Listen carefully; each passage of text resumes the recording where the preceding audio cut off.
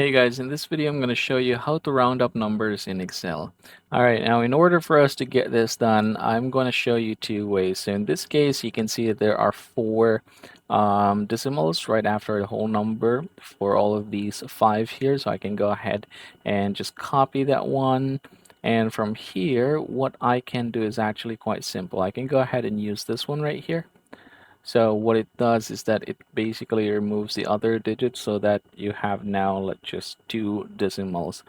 Now in this case though, since what we are seeing here is actually different, some were two decimals, three decimals, five, and six. So for us to do that, follow this formula right here, round up, and then we're gonna go ahead and click this, and then we're gonna add two. So basically what it means is that we are rounding up the data in Q9, and we just want to have two decimal points after that one, or two decimal digits.